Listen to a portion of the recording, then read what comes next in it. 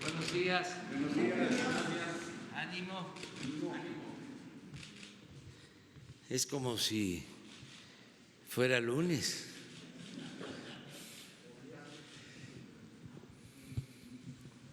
Vamos a informar el día de hoy, sábado, por las circunstancias ya conocidas. Primero, quiero dar a conocer que se logró la reforma al artículo 4 constitucional. Ya está en la Constitución y es legal. Falta solo su publicación, el que por ley se tiene el derecho a una pensión si se trata de una persona adulta mayor, por ley. En México, todos los adultos mayores de 68 años tienen el derecho a una pensión. Es universal, es decir, todos, ricos, pobres, es un reconocimiento a los adultos mayores por su contribución al desarrollo del país, por todo lo que han aportado en beneficio de la sociedad y del país. En el caso de comunidades indígenas, esta medida aplica a partir de los 65 años. Todos adultos mayores de 65 años tienen este derecho. Lo mismo en el caso de niñas, niños pobres con discapacidad.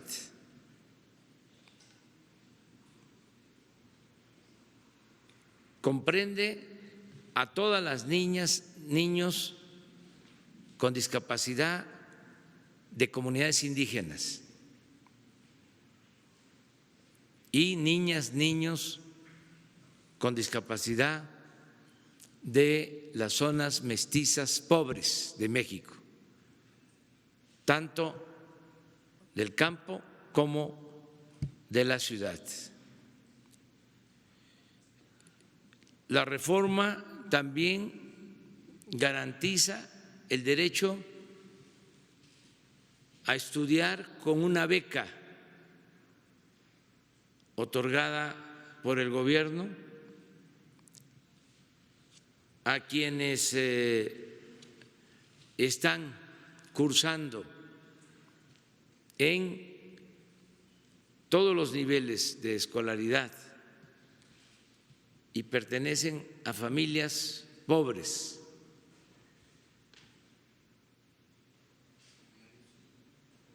Preescolar, primaria, secundaria, lo que antes llamábamos preparatoria o nivel medio superior y nivel universitario.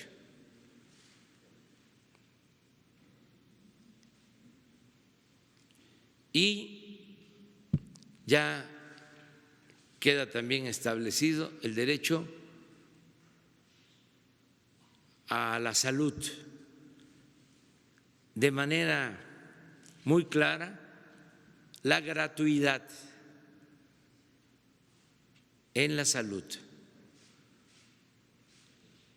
atención médica y medicamentos gratuitos para quienes no tienen seguridad social, que es más de la mitad de la población del país. Quienes no tienen seguro, ISSSTE o cualquier otro mecanismo de protección social. es una gran reforma histórica, porque eleva a rango constitucional estos derechos.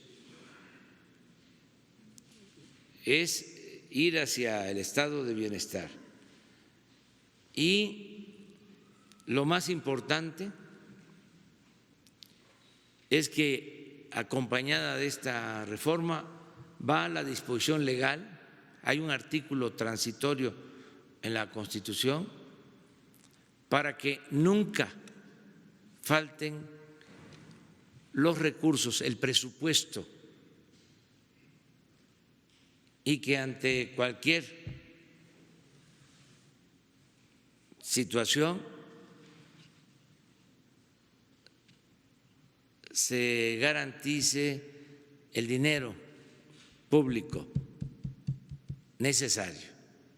Les hablaba yo que en el presupuesto hay dos grandes partidas, lo que se llama presupuesto no programable y presupuesto programable. Lo no programable, que no puede la Federación echar mano, o que está como apartado, reservado, es lo que se tiene que entregar de participaciones federales a los estados y municipios. Eso está en lo no programable. Eso no lo puede tocar el Poder Ejecutivo Federal. Lo otro que está también en lo no programable es el pago de servicio de la deuda.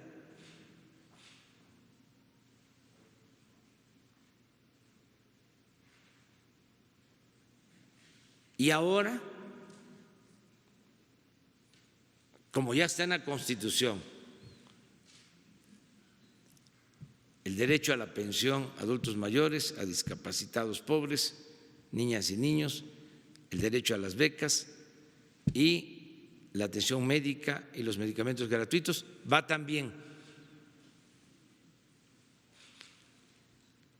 a lo no programable. Es decir, ahí no puede meterle mano el Ejecutivo. Y, como lo establece el artículo transitorio, cada vez tiene que ser más el dinero. Nunca va a ser menos de lo ejercido un año anterior.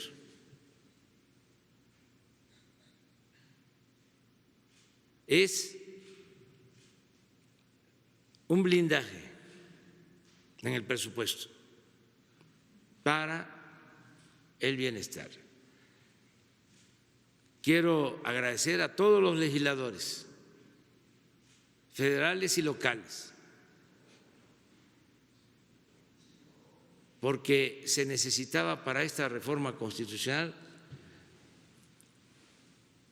2/3 partes de votos. No es mayoría simple, no es la mitad más uno, eran 2/3 partes, porque es una reforma constitucional. Se logró en la Cámara de Diputados, ahí se aprobó por primera vez. Se tuvo mayoría, porque hubo un partido que votó en contra. Pasó al Senado y la aprobación fue casi por unanimidad,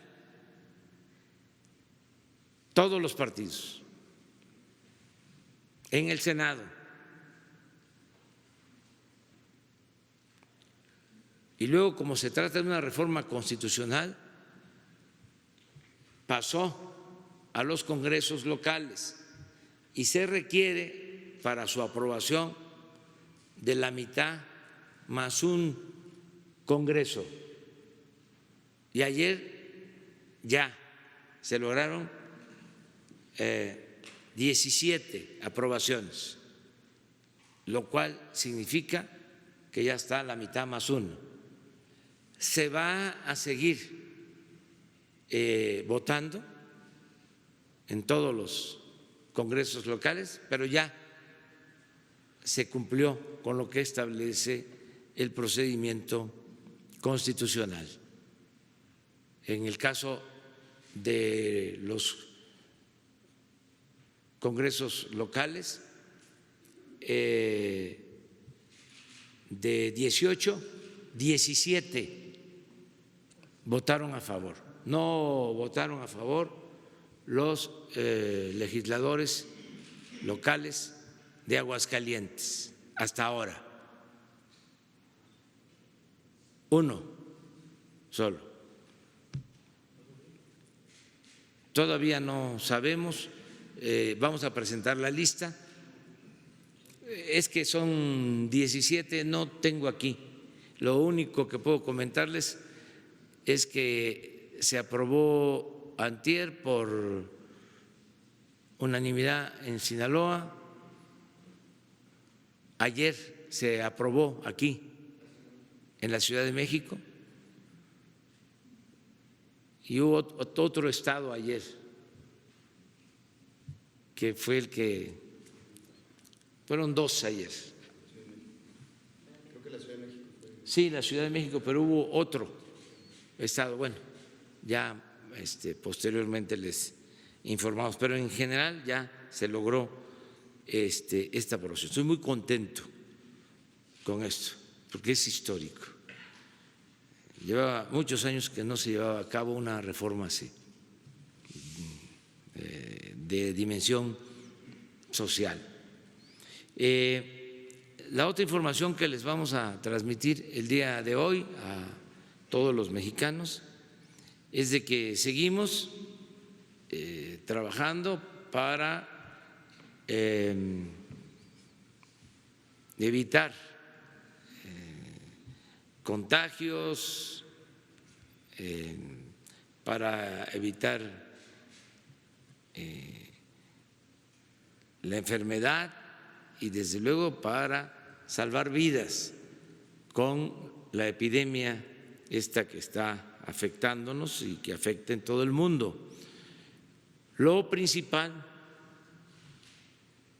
es el que nos cuidemos nosotros mismos en nuestras casas. Vamos bien. De nuevo, mi reconocimiento a todos los que están haciendo un gran esfuerzo, un sacrificio para estar en casa con la familia, cuidándonos. Mi agradecimiento a la gente, mi agradecimiento a los trabajadores, a quienes están resintiendo esta crisis porque viven al día. Mi agradecimiento también a los empresarios solidarios que no despidieron a los trabajadores, que les están pagando, aún cuando es evidente la disminución en sus ventas, en su producción, pero están ayudando mucho. Es un ambiente de mucha solidaridad, de mucha fraternidad en el país, como siempre ha sido México, un país fraterno, un país solidario. Entonces, tenemos que seguir así, eso es lo que más nos ayuda. Aquí los especialistas nos dijeron desde el principio, esto no se cura solo en los hospitales, esto se cura fundamentalmente en la casa y con medidas preventivas. Y eso lo tenemos que tener muy claro. Sin embargo, tenemos también que prepararnos para lo curativo.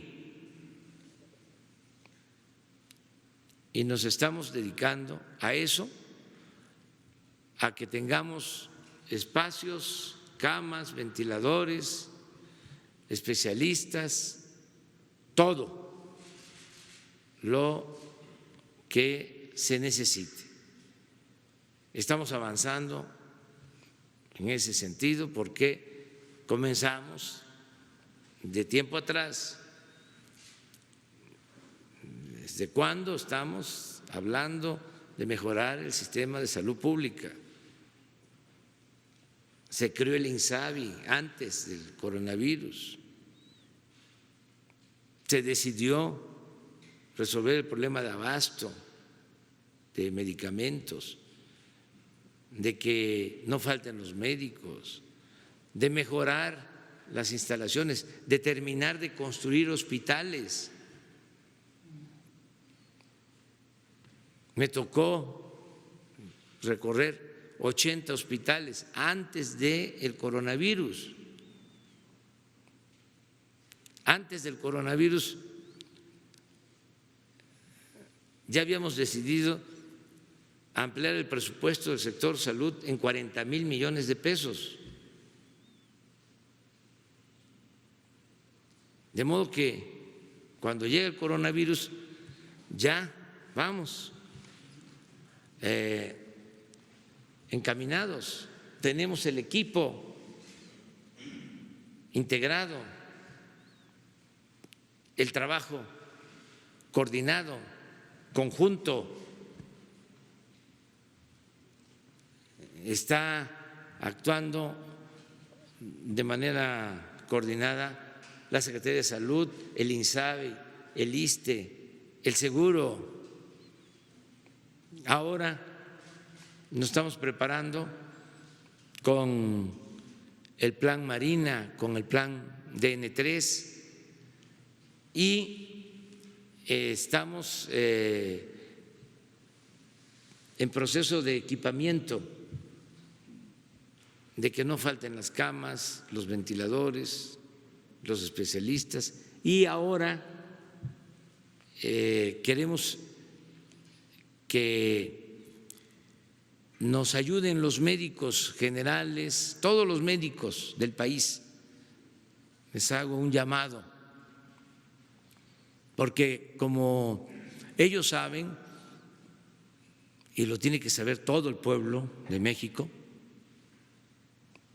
uno de los rezagos que tenemos, una de las herencias nefastas del periodo neoliberal es la falta de médicos especialistas en el país.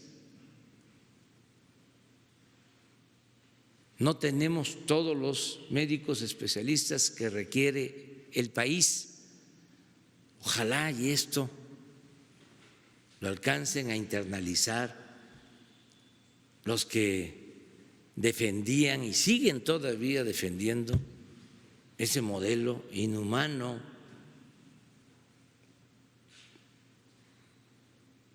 cuyo propósito principal era el individualismo, el sacar provecho personal, el saqueo, la corrupción. Bueno, ahora tenemos que enfrentar esta carencia y si no tenemos en general el número de especialistas que se requieren, como se comprenderá,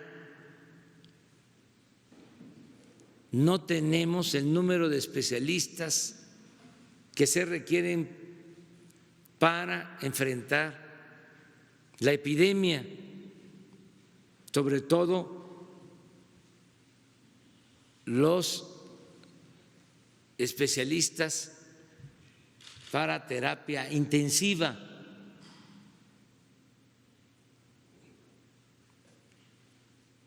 Entonces vamos a fortalecer un plan emergente que ya inició el equipo de salud, tanto el INSABI como el Seguro Social. Y ahora les van a explicar en qué consiste este plan emergente para contar con los especialistas o personal médico capacitado en la atención de terapia intensiva.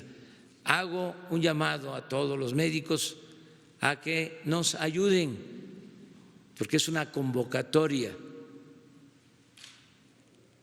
a la formación, a la capacitación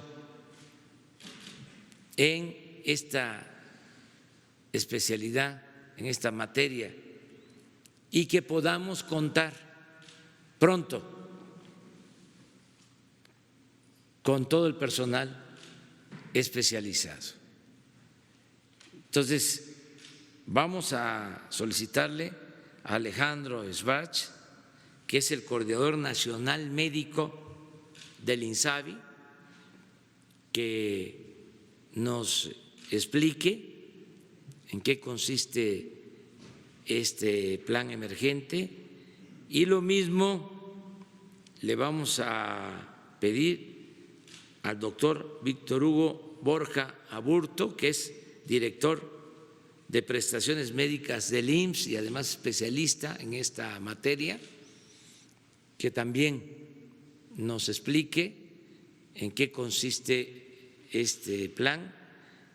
Y yo reitero, estoy seguro que vamos a contar con el apoyo y la solidaridad de enfermeras y de médicos que se requieren.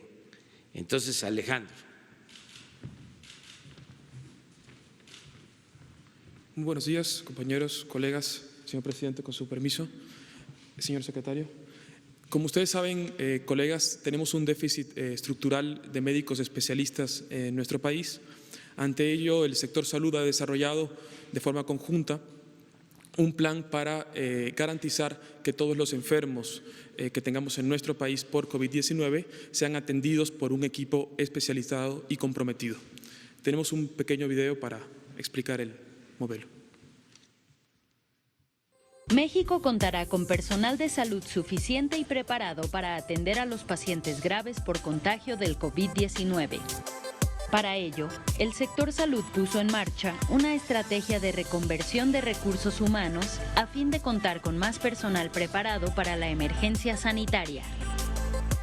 De esta manera se aprovecha a personal médico y de enfermería de todo el país, generales o especialistas en áreas no críticas, quienes reciben capacitación para integrarse a equipos de atención a pacientes graves por coronavirus.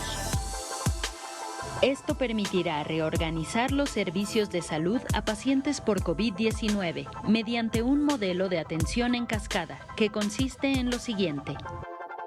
Un médico o médica especialista en tratamiento de terapia intensiva se convertirá en jefe de un grupo compuesto por otros 5 médicos o médicas generales o especialistas en otras áreas, pero que hayan sido capacitados para COVID-19.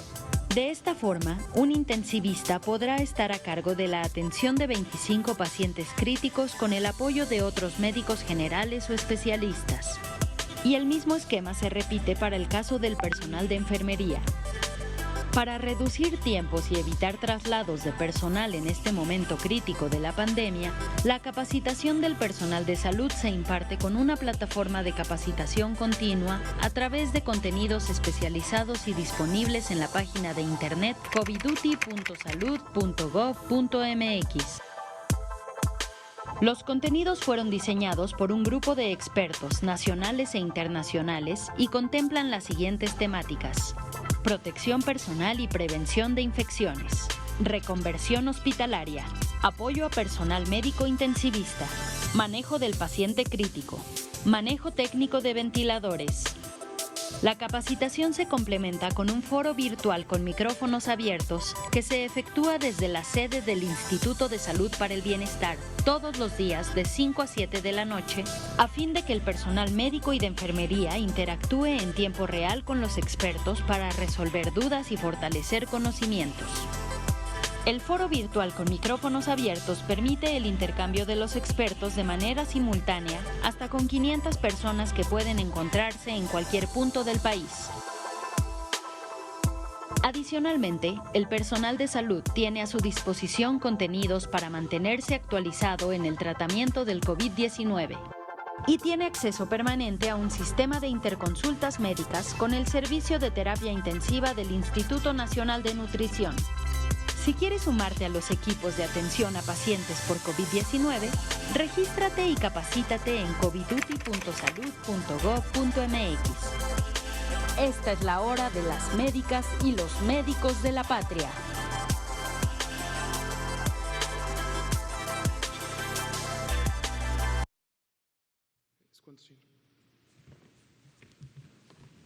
Bueno, aquí quiero expresar que a las 7 de la noche de hoy, tanto el doctor Alcocer como el doctor Hugo López-Gatell, además de la información que se transmite, acompañando a ellos el director del Seguro Social, ya van a dar a conocer lo de las contrataciones hoy a las 7. O sea, pero esto es para que se vayan preparando. Las contrataciones es cuánto van a ganar quienes se inscriben, quienes participen. Se ha decidido pagarles por anticipado, cuando menos un mes, y viáticos por anticipado. Si viven en los estados y quieren participar, a partir de el lunes ya se les va a recibir, ya con sus papeles. Como ya muchos se han inscrito, ya se tienen los antecedentes y ahí mismo se les va a contratar y ahí mismo se les va a entregar su pago inicial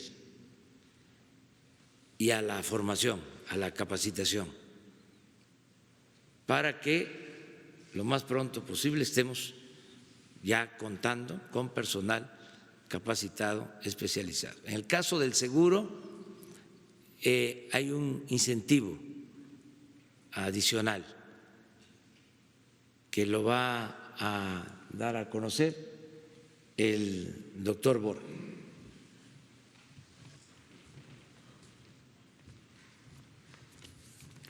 Muchas gracias, señor presidente. Efectivamente, tenemos una escasez de especialistas en muchas de las ramas. Este es histórico. La posibilidad de entrar a hacer una residencia es a través de un examen de residencias médicas y aproximadamente entra entre el 20 y 25% cada año de aquellos que buscan entrar a las residencias médicas. En 2019, 42,000 médicos generales interesados en hacer la residencia médica, todos estos en su mayoría jóvenes, hicieron el examen y solo fueron aceptados un poco más de 9,000, de tal manera que es insuficiente el número de médicos que se van formando. Este es un examen que es aprobado por la Secretaría de Salud y por la Comisión de Formación de Recursos Humanos en Salud, donde participan diversas instituciones. En este año, la siguiente por favor, esta Comisión de Formación de Recursos Humanos en Salud aprobó dar un incentivo a los médicos que han trabajado en las áreas marginadas, aquellos que hacen su servicio social y que van a aquellos lugares donde de más difícil acceso y donde es más difícil la atención y donde es más difícil prepararse también para el examen. Esta comisión aprobó darles un incentivo de 2 puntos adicionales a aquellos que se encuentren en áreas, hagan el servicio social en áreas marginadas de su puntaje total. Pero también el señor presidente ha pedido que llamemos a la Comisión de Formación de Recursos Humanos en Salud para que este año demos un incentivo a aquellos médicos generales que ayuden a la atención de COVID-19 y que les demos estos 2 puntos adicionales, aquellos que se contraten con nosotros, se capaciten y atiendan a los pacientes de COVID-19, junto con los médicos internistas, neumólogos y urgenciólogos que van a dar la capacitación. La que sigue, por favor. Esta capacitación es con la formación de los recursos o los equipos de respuesta rápida a COVID-19 que vamos a formar. Ya lo presentó el doctor Schwartz. Estos son equipos que van a ser liderados por un neumólogo, por un internista, por un intensivista o un urgenciólogo, que tendrá a su vez estos médicos generales que vamos a capacitar, pero primero vamos a lanzar esta convocatoria. Esta ya la lanzó el IMSS, el ISSSTE y el INSABI. Tenemos a aquellos médicos que hemos convocado, los vamos a contratar en una contratación que será por tiempo y obra determinada, que les da seguridad social, que les genera los viáticos necesarios para ir a donde más se necesiten, y les vamos a dar esta capacitación en línea inicialmente y una capacitación presencial con su equipo de trabajo, de tal manera que formaremos a los médicos generales y las enfermeras especialistas. De igual manera tendrán un grupo de soporte de enfermeras generales y auxiliares de enfermería que permitirá ampliar esta red de médicos para poder atender a los pacientes más graves. Pero recordemos que también no solo vamos a atender a los más graves, debemos atender a todos, a mantenerse en casa, evitar la transmisión. La mayor parte serán atendidos en unidades de medicina familiar en el IMSS o en las clínicas de primer nivel en general, y si todos hacemos bien nuestro trabajo y somos solidarios con los demás, será un número reducido que tendremos en los hospitales. Muchas gracias. Bueno, esto creo que queda claro, ¿verdad? Ustedes consideran que se entendió, que sobre todo se transmitió el mensaje a los médicos en general. ¿Consideran que sí? Sí, esa es una información. Especialistas, ayer se comentaba, en terapia intensiva hay 1,000, ese es el dato aproximadamente. Y nosotros calculamos que requerimos estar preparados para mínimo 10 veces más.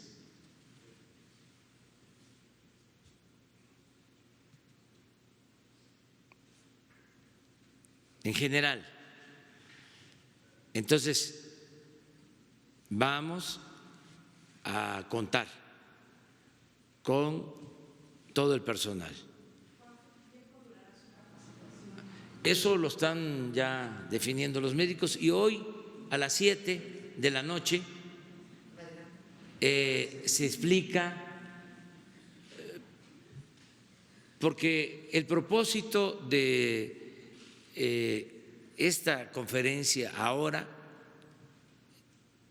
es el del llamamiento a los médicos,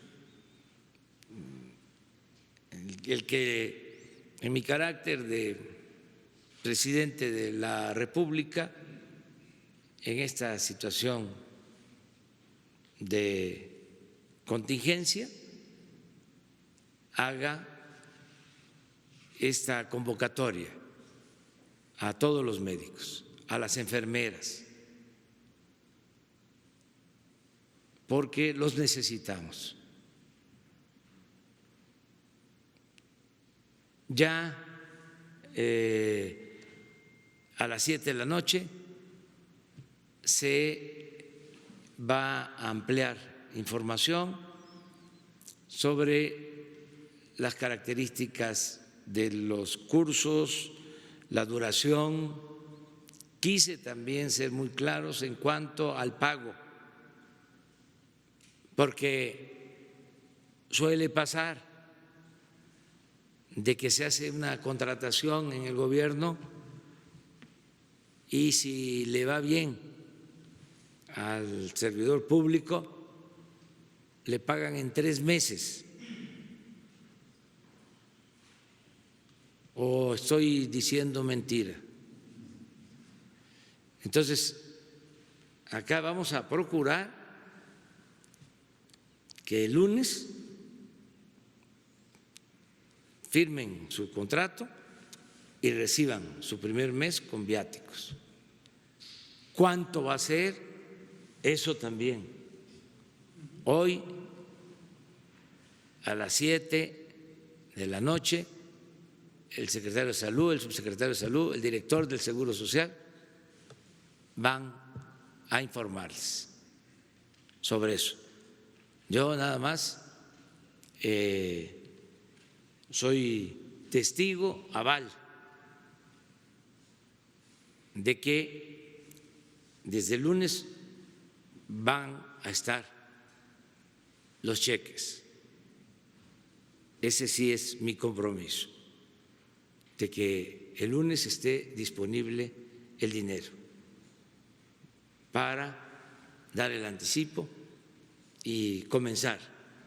Los que tarden en llegar, bueno, queremos que se apuren, que no tarden mucho en llegar, pero si lo hacen el martes, también el miércoles, y empezamos con la formación. Hasta ahí lo dejamos, si les parece, porque ya las preguntas a detalle, con más especialidad, pues las van a responder los especialistas, los médicos. ¿Les parece bien así? Y vamos a asuntos generales. A ver, los estados. Ah, miren, esto es muy interesante. Ese fue el de ayer, Coahuila. Durango, aplauso.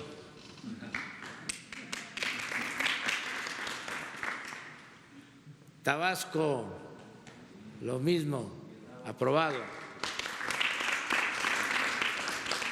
Baja California Sur, aprobado. Colima, aprobado. Campeche, aprobado. Coahuila, aprobado. Oaxaca, aprobado. Estado de México, aprobado. Tlaxcala, aprobado. Sinaloa, aprobado. Ciudad de México, aprobado. Guerrero, aprobado. Baja California, aprobado. Veracruz, aprobado. Jalisco, aprobado. Chiapas, aprobado. Morelos, aprobado. Ya son los 17 que hacen mayoría. Cuando se tengan todos, también sus aplausos a los que faltan. Pero ya se tiene la aprobación, ya se puede hablar de la reforma al artículo 4 constitucional.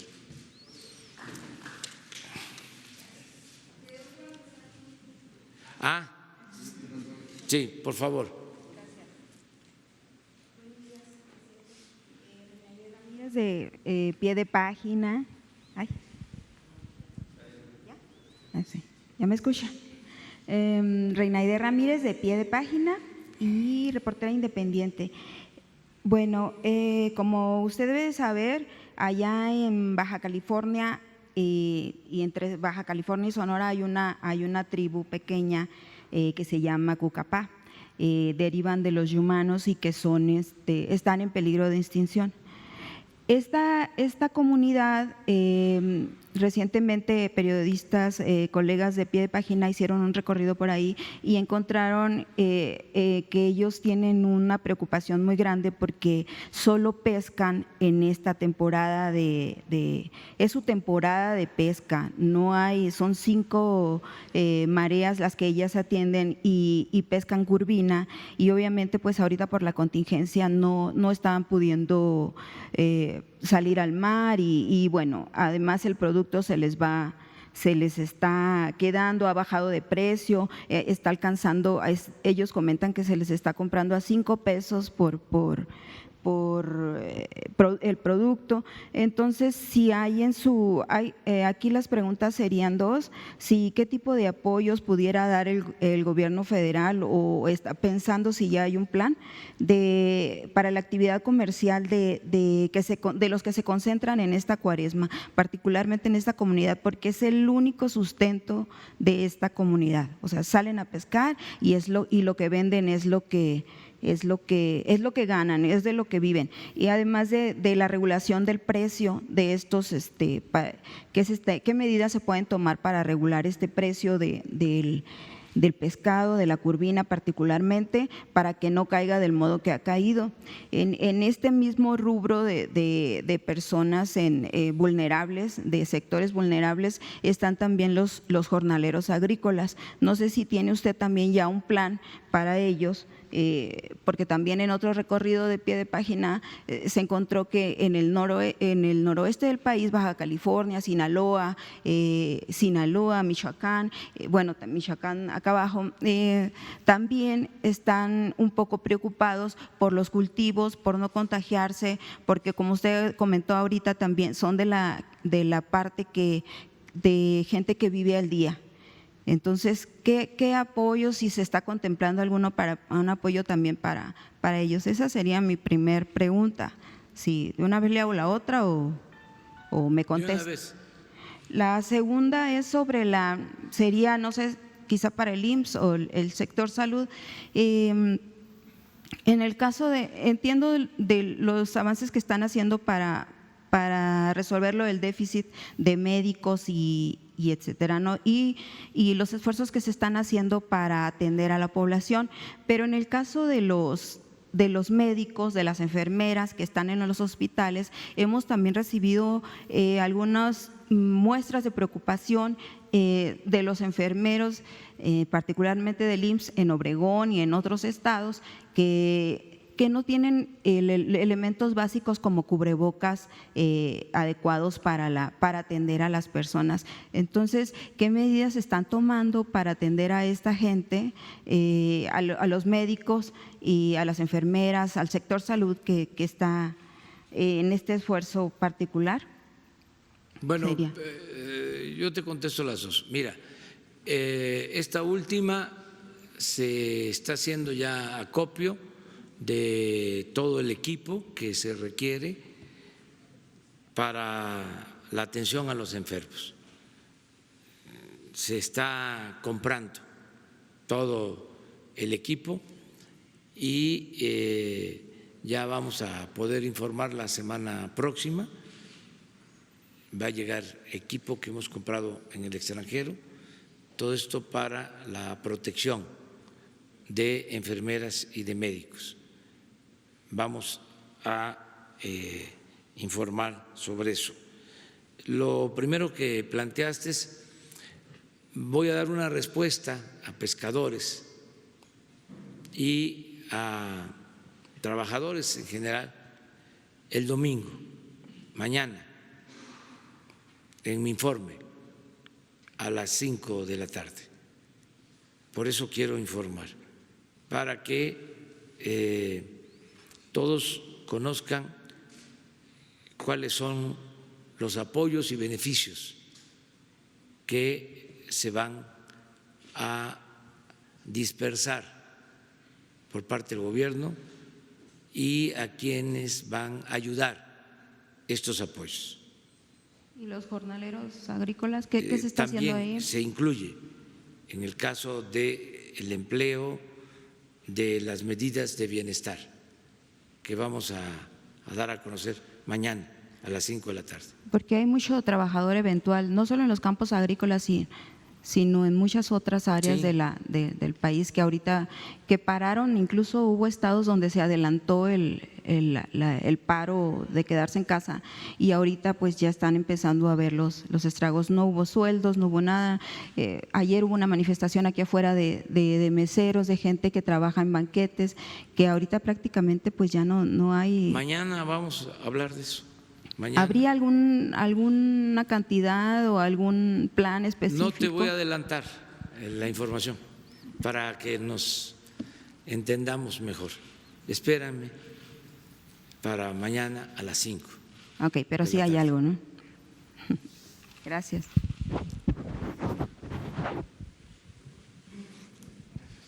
Buenos días, compañeros y compañeras de los diferentes medios.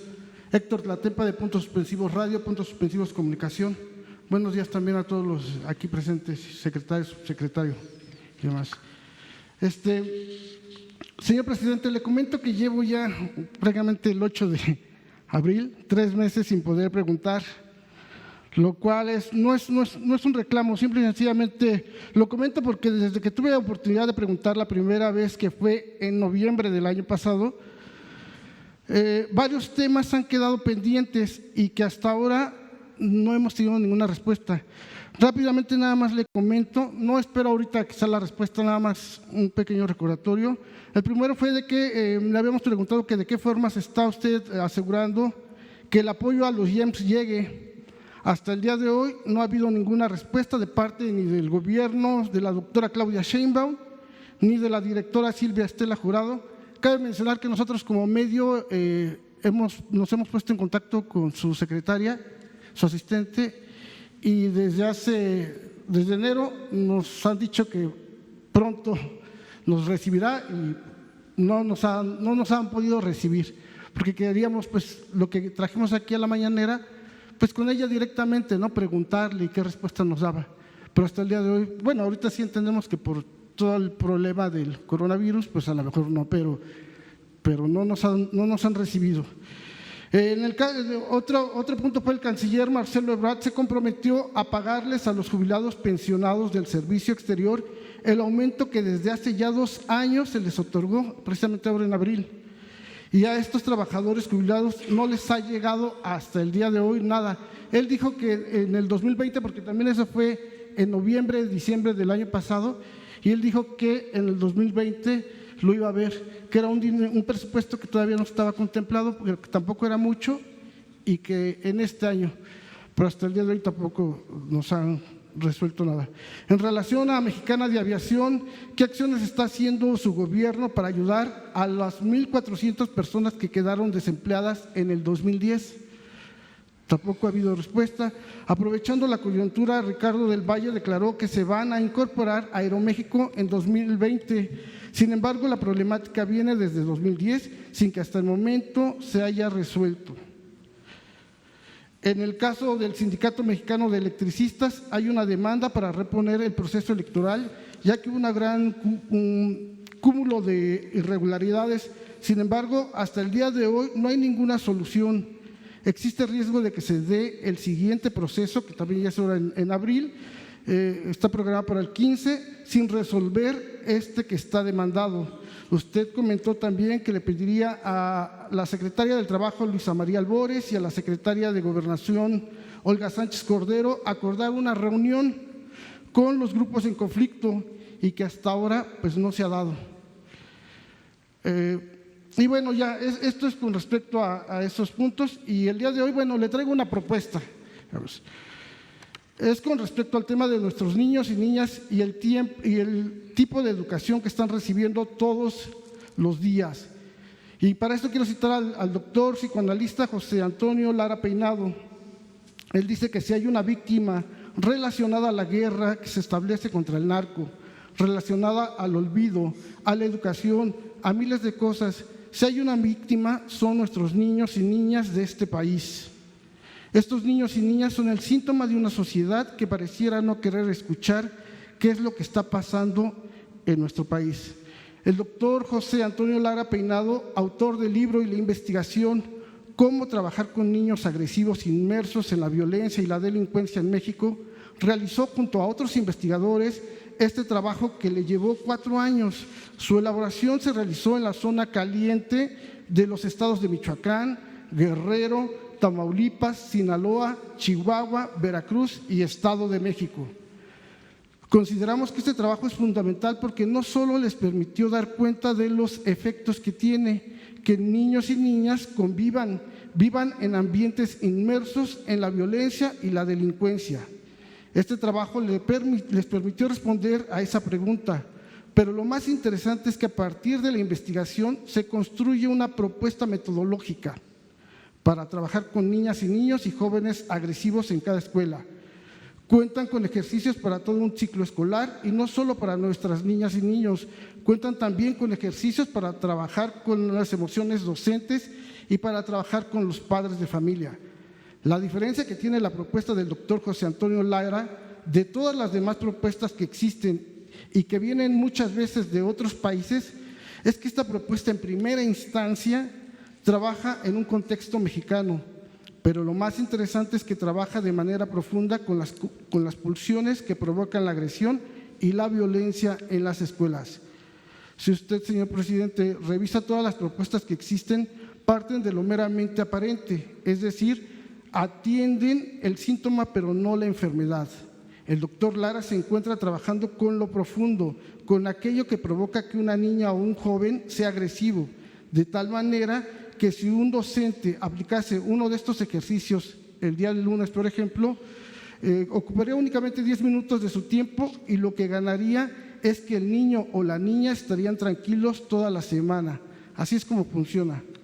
Se ha piloteado este programa metodológico en algunas escuelas como Los Mochis, Sinaloa, en algunas escuelas como de Reynosa, de Guerrero y de Michoacán.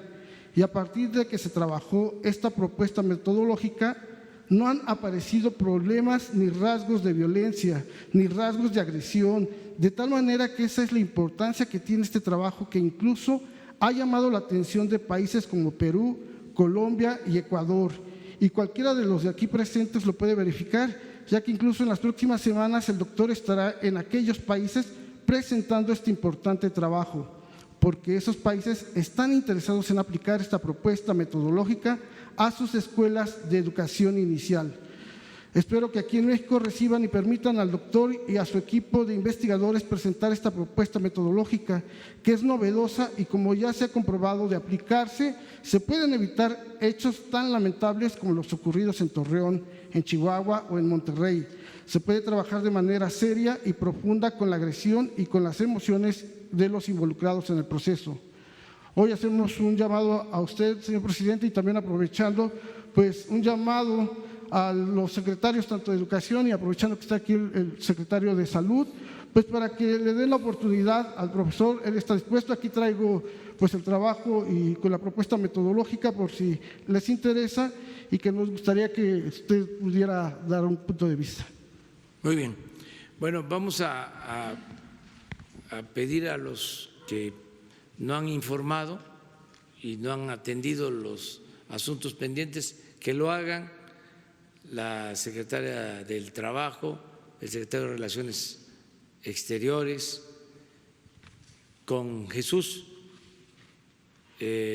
Vamos también a buscar una cita, una audiencia con la jefa de gobierno de la ciudad para que te atiendan. Y sobre lo último, aquí está el doctor Alcocer, nada más. Platican ahora y a ver si pasando la emergencia ya se le da atención especial. Sí, y nada, perdón, presidente, retomando su ofrecimiento de ayudar al poder adquisitivo, los salarios de los trabajadores, y toda vez que el salario mínimo ya tuvo un incremento del 36%, quisiera preguntarle por un grupo de trabajadores que faltan. Me refiero a los pensionados del ISSSTE, quienes siguen percibiendo sus pensiones calculadas en UMAS y no en salarios mínimos de acuerdo a la ley del ISSSTE. Y al último fallo jurisprudencial de la Suprema Corte de Justicia en este sentido, recordando que el salario mínimo para este año quedó en 123.22 pesos diarios, mientras que la UMA quedó solo en 86.68 pesos diarios, es decir, 30% menos. Quisiera preguntarle cuál sería su respuesta al respecto, ya que en ocasiones anteriores, algunos también compañeros aquí de los medios, ya le habían preguntado y se quedó en darnos una respuesta habiéndolo consultado con las autoridades correspondientes. Muchas gracias. Y ahora, por último, había comentado también que iba a invitar a la maestra Raquel Sosa para hablar acerca también de los temas de las universidades de bienestar. No sé qué día podría venir, Juan. Vamos a invitarla. Y acerca de lo de las sumas también lo estamos analizando, es un asunto de finanzas públicas, o sea, vamos a ver si tenemos una respuesta sobre eso. Tenemos muchos pendientes porque nos dejaron muchas deudas y muchas decisiones que afectan a los trabajadores, que afectan al pueblo, despidos, esto por ejemplo de las sumas, inclusive el manejo de las pensiones, que se tiene que atender porque al mediano plazo el trabajador puede recibir menos que lo que obtenía cuando estaba laborando. Todo esto tuvo que ver con las reformas neoliberales que se hicieron. Esta reforma de pensiones se hizo cuando el presidente Zedillo y no es que nosotros nos hagamos desatendidos o que no sea nuestra responsabilidad, claro que sí, pero debe de entenderse de dónde surgen todos estos problemas que los vamos a ir enfrentando en la medida de nuestras posibilidades para que podamos atender lo prioritario, atender a la gente más necesitada, proteger a los débiles, a los desposeídos, a los pobres, a los vulnerables, primero, y luego ir resolviendo lo demás. Acuérdense de la frase bíblica que utilizó Madero para enfrentar a Porfirio Díaz: el pueblo de México tiene hambre y sed de justicia. Así nos dejó el neoliberalismo al país y así está nuestro pueblo. Entonces tenemos que ir saciando esa hambre, esa sed de justicia poco a poco. Por eso insisto mucho que lo más importante es la transformación, porque si no llevamos a cabo la transformación, si se imponen los reaccionarios, si se retrocede, si regresamos al horror de las políticas neoliberales, pues ya no vamos a tener posibilidades de que las cosas mejoren, sobre todo en beneficio del pueblo. Lo que está en juego no es solo el vencer ante el coronavirus, no solo es reactivar la economía, lo que está en juego es la transformación de México. Por eso, hablando con claridad, los que no quieren la transformación, los que quieren mantener los privilegios del mismo régimen de corrupción, de injusticias,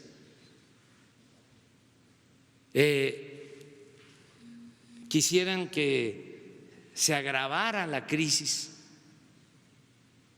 del coronavirus. No alcanzan a decirlo abiertamente porque pues su doctrina es la hipocresía. No lo dicen así, pero en el fondo están pensando que qué bueno que nos vaya mal. Afortunadamente no son todos, es una minoría de ambiciosos, vulgares. Lo mismo en el caso de la economía. Quisieran de que se destruyera la economía nacional para decir, ahí está. No funciona el gobierno. Están apostando a eso, se van a quedar con las ganas. Por eso estoy hablando de que es una crisis transitoria y que somos mucha pieza. El pueblo de México tiene muchas fortalezas y vamos a salir adelante. Entonces, ya no se va a regresar a el modelo fracasado. Todo esto que estás planteando, UMAS, yo te agregué lo de las pensiones, pero en general lo de el despido de los trabajadores electricistas, todo eso sí es una herencia, es un saldo, ¿sí?, que nosotros recibimos. La deuda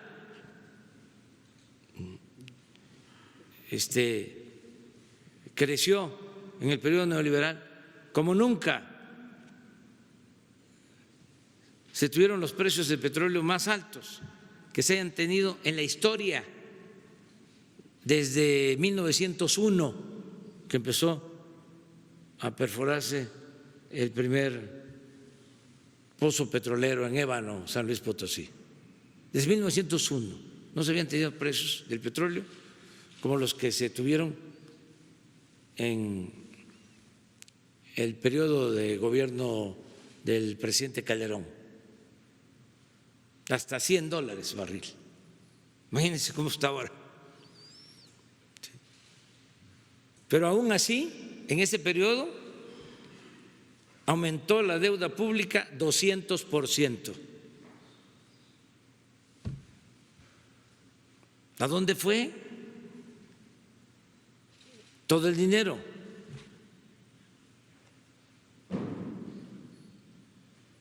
Ahí queda eso. Mujer.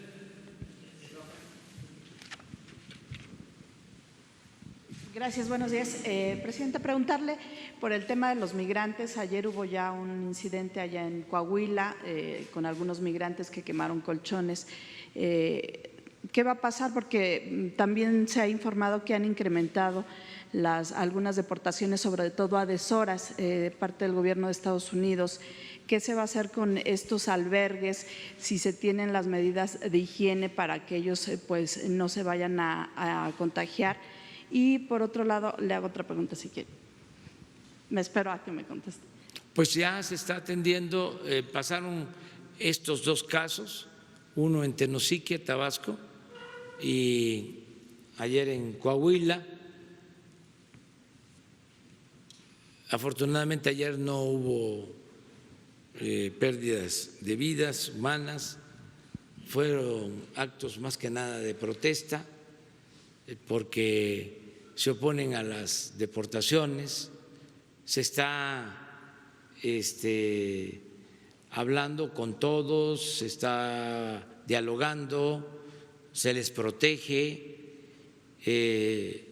y también hay un plan de prevención ahora por el coronavirus. ¿Se abrirían más albergues o no? Estamos con los albergues que se necesitan, no están saturados los albergues, es decir, hay espacios. A lo mejor la semana próxima vienen y nos explican sobre esto.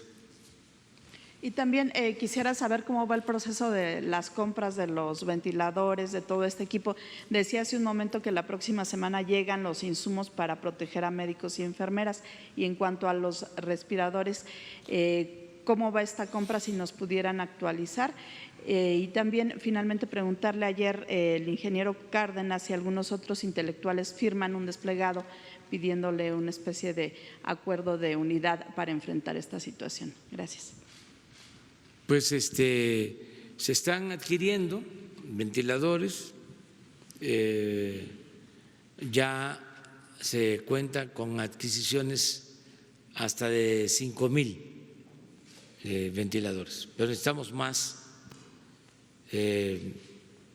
y estamos consiguiéndolos, y además hay una acción muy importante de investigadores, de científicos mexicanos con empresas que están ya probando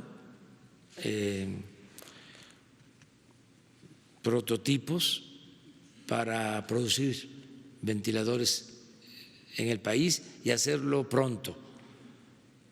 Por eso estamos reunidos todos los días. La Secretaría de Relaciones Exteriores, el secretario Marcelo Ebrard, está trabajando de tiempo completo en este propósito, y él coordina a todo el equipo que tiene que ver con el plan para que no tengamos dificultades de abasto. Nos estamos preparando para esto. Acerca de lo segundo, pues la unidad, repito, se está dando, todo el pueblo está apoyando, son muy pocos los que no apoyan, pero la mayoría del pueblo de México está ayudando. He tenido reuniones con empresarios, con profesionales, desde luego con la gente, y me están expresando su apoyo, su solidaridad. Vamos bien en ese sentido. Hay un gran respaldo del pueblo de México, un gran apoyo del pueblo de México. y esto se expresa pues en el que están siguiendo todas las medidas, todas las recomendaciones. Existen, ya lo dije, ¿no?, quienes apuestan a que nos vaya mal, aunque ellos digan que no. Tienen un discursito muy demagogo, muy demagógico, diciendo, no sé si lo han escuchado, desde luego algunos lo dicen de manera sincera, otros es: queremos que le vaya bien al presidente, porque si le va bien al presidente, le va bien a México. Pero nosotros lo que queremos son hechos, no palabras.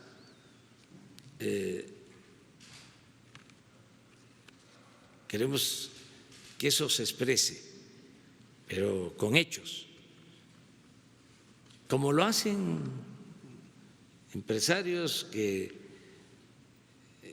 se necesitaba alcohol, este ejemplo que ponemos, y ya resolvimos lo del alcohol. No los que están pidiendo, a ver, se va a tener que destinar fondos para el rescate económico. Pues eso no.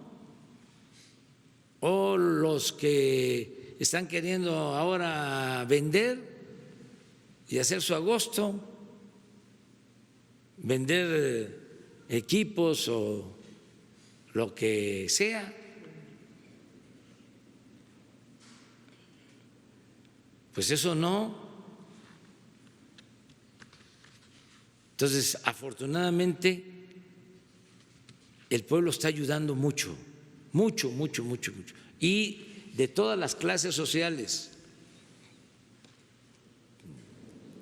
Desde luego, es más el apoyo de los pobres, pero también en las clases medias están ayudando, profesionales, ya dije, empresarios, la mayoría de los mexicanos, los traficantes de influencia, los que tenían los negocios jugosos en el gobierno, pues no están conformes, no están de acuerdo. Sus voceros que se dedicaron a aplaudir, a fortalecer con sus escritos a la política neoliberal, que apoyaban como borregada la reforma energética y todas las llamadas reformas estructurales, pues esos no están conformes. Los que cobraban por hablar bien del gobierno, pues no están conformes. Incluso hasta académicos, intelectuales que trabajan en instituciones públicas o privadas con una concepción conservadora, tampoco están conformes. Es el caso de ellos porque está Cuauhtémoc Cárdenas, Clara Husselman, Santiago Levy. Ellos están planteando que usted haga un replanteamiento económico y que llame a una especie de acuerdo. El domingo vamos a hacer el planteamiento económico, nada más que no va a ser ortodoxo, no es más de lo mismo, porque esto ya cambió. porque siempre la costumbre, lo recurrente, era que ante estas crisis, ahí va el plan para contratar deuda.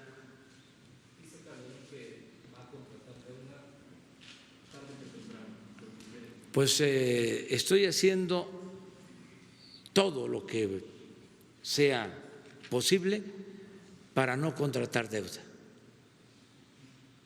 Porque imagínense si endeudamos al país.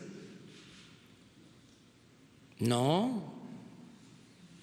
Y tenemos muchos recursos. Es que imagínense cómo estaba el gobierno.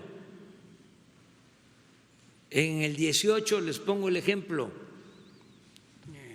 el último año del anterior gobierno, la presidencia de la República ejerció 3.600 millones de pesos y nosotros ejercimos 800, de 3.600 a 800. Otro ejemplo, lo repito, aunque a mis adversarios o malquerientes les entre por un oído y les salga por otro, ofrezco disculpa, voy a seguirlo diciendo. El aeropuerto de Texcoco, el estimado, 300,000 millones de pesos. El aeropuerto de Santa Lucía, que lo vamos a terminar en menos tiempo y con mejor calidad, 80,000 millones de pesos, un ahorro de 220,000 millones de pesos. Otro ejemplo, se robaban 800 pipas diarias con el huachicol. Se redujo ese robo a 40 pipas diarias, de 800 a 40. Eso no lo tomaban en cuenta antes. No existía la variable combate a la corrupción, no existía para los tecnócratas la variable austeridad. Era otro modelo, o les enseñaban en las universidades del extranjero de que había que evitar la corrupción. ¿Recibían cursos sobre eso? ¿Recibían cursos acerca de que es inmoral que haya un gobierno rico con pueblo pobre? No, era otra fórmula. Entonces ahora pues se sienten descobijados, se quedaron colgados de la brocha, porque su modelo fracasó rotundamente. Esto no es un asunto ideológico, es juicio práctico. ¿Cómo vamos a seguir aplicando un modelo fracasado que empobreció al pueblo, que potenció la corrupción, que desató la inseguridad y la violencia? Es una insensatez estar pensando en más de lo mismo. Entonces, ya rompimos el molde neoliberal y no se puede poner vino nuevo en botellas viejas. Nada de que el llamado a la unidad y el plan para enfrentar la crisis y el apretarse el cinturón, que el pueblo se apriete el cinturón y ni modo, es un trago amargo, pero va a pasar. Tú aguanta, mientras unos cuantos se enriquecían con el sufrimiento de la mayoría de la gente. No, nada de eso. Sé que están desconcertados. Muchos dicen, ¿dónde está? Aunque estoy todos los días,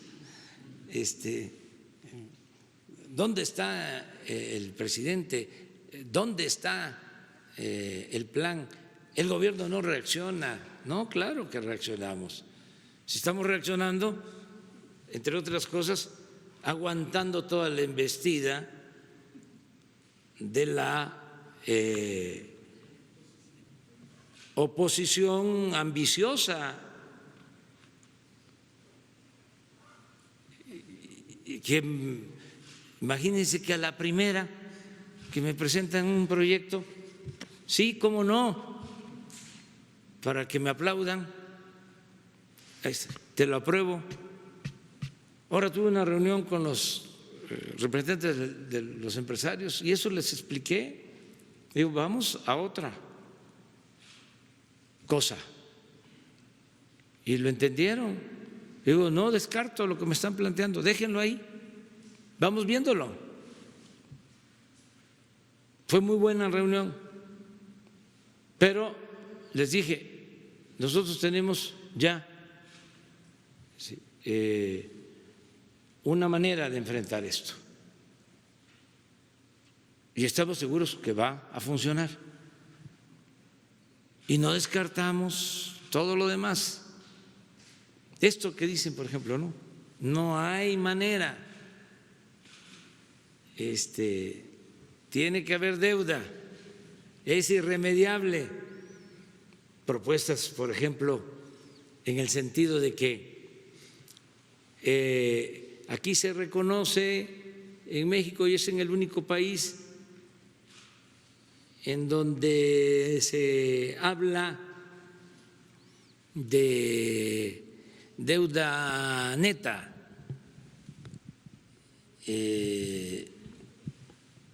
y no deuda bruta en general. Una especie de cómo medir la deuda. Si le llamo bruto, le llamo neta, entonces podría yo pedir prestado, solicitar crédito y quedaría igual.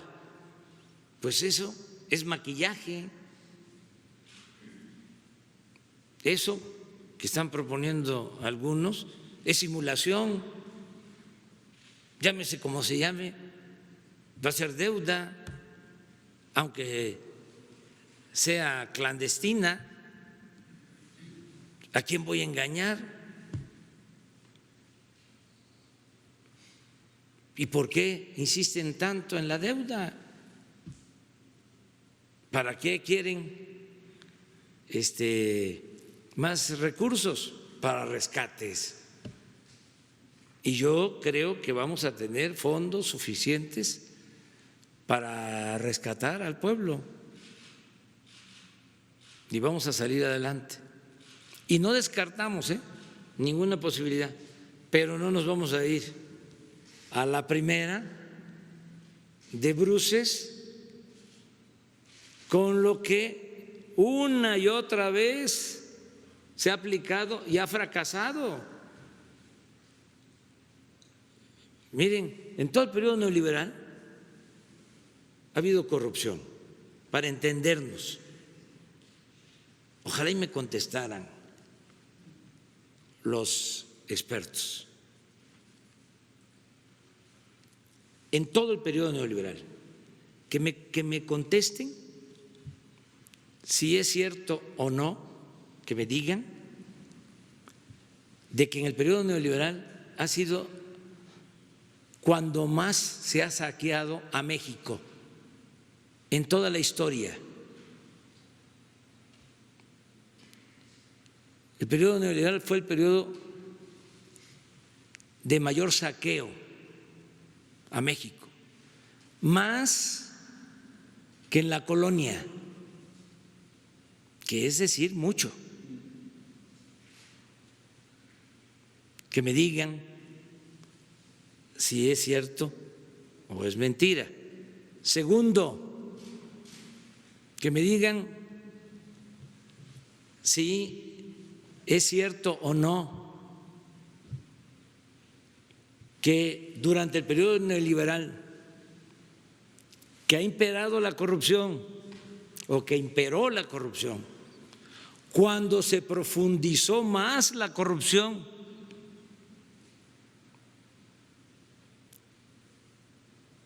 fue en periodos de crisis como este. ¿Cuándo toman la decisión del FOBAPROA de convertir las deudas privadas en deuda pública? En una situación como esta. Y si se va analizando, es cuando se han aprovechado más. Y otra cosa que también se puede medir, y ojalá y los expertos me digan si es cierto o no, cuando más desigualdad social ha habido en México, es cuando más se han entregado a particulares, nacionales y extranjeros, los bienes del país. ¿Saben cuándo ha habido más desigualdad? En el periodo de Salinas de Gortari, cuando se entregaron todos los bancos y todas las empresas, cuando hubo el gran remate, la piñata, fue cuando se profundizó más la desigualdad en el país. Y hay datos de lo que estoy diciendo. Entonces yo entiendo que hay ahora una especie de desconcierto, porque imagínense la colonización mental durante 36 años de predominio neoliberal, porque no fue nada más la política económica, fue toda una avalancha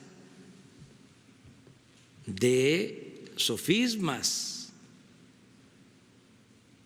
de retacería ideológica, de sofismas, de mentiras, de engaño. Entonces, muy parecido a lo que sucedió cuando el derrumbe de la Unión Soviética. Imagínense quienes se formaron con esa concepción de las cosas y de repente se derrumba, hubo desconcierto, ¿a dónde vamos? Resultó que lo que yo defendía, en lo que yo creía, al final no sirvió, no era real. Pues es lo que está sucediendo. Algunos, ese es el pensamiento conservador. Entonces vamos a que saquemos adelante la transformación, cambios. Es el tiempo de profundizar en los cambios, no dar marcha atrás. Y todo el que quiera ayudar, que lo haga. Y es bienvenido su apoyo, pero ya no más retórica, no demagogia, no politiquería.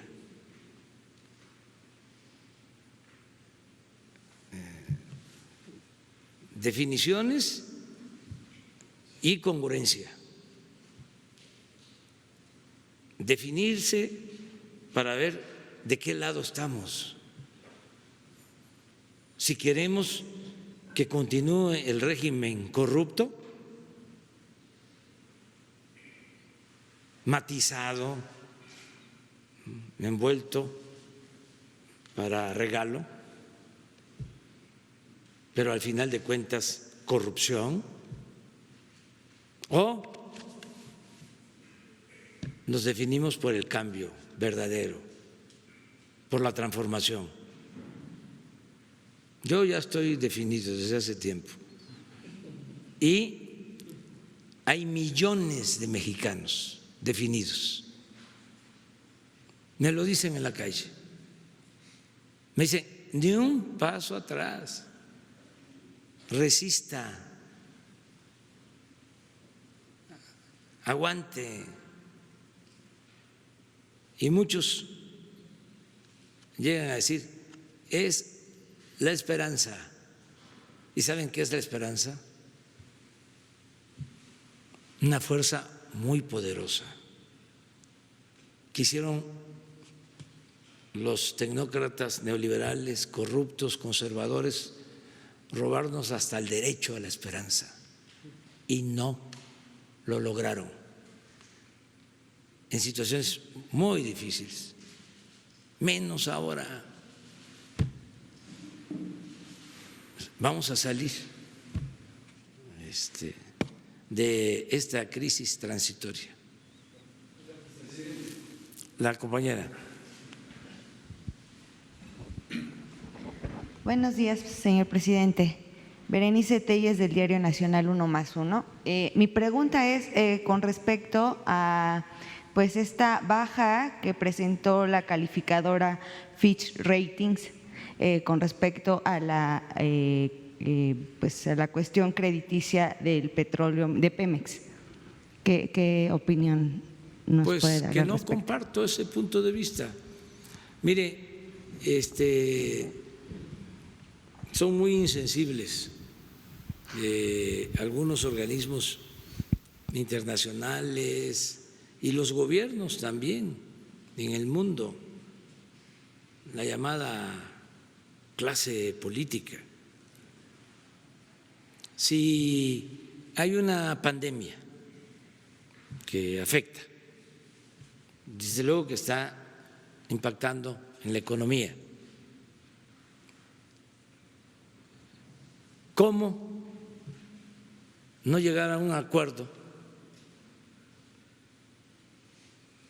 entre Rusia y Arabia para no provocar la caída en el precio del petróleo y profundizar más la crisis? O sea, ¿dónde está la responsabilidad para con la humanidad? ¿Dónde está la fraternidad universal? ¿Dónde están los llamados jefes de Estados? ¿Qué no podían esperar? ¿Qué no se habla del coronavirus como una epidemia pasajera? ¿Qué no se pudo esperar esa decisión? Porque ahora, ese es un ejemplo, Lo segundo, las calificadoras. ¿Por qué en estos momentos, además que no hay normalidad económica, porque hay mucha inestabilidad en mercados, reducen la calificación de los países, no solo de México, descalifican?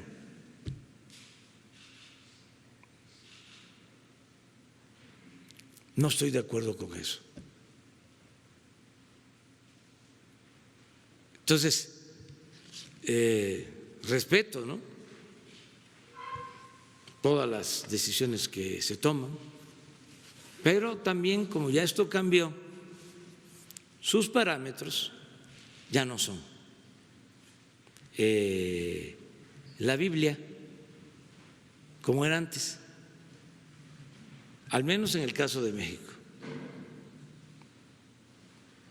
Nosotros estamos pensando en nuestras fortalezas, pensamos en la grandeza de nuestro pueblo,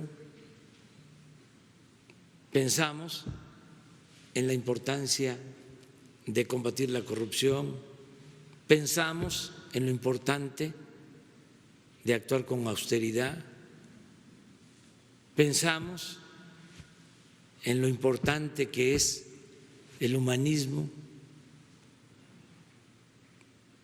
Son términos, conceptos distintos, es una concepción diferente. Entonces vamos nosotros a salir adelante.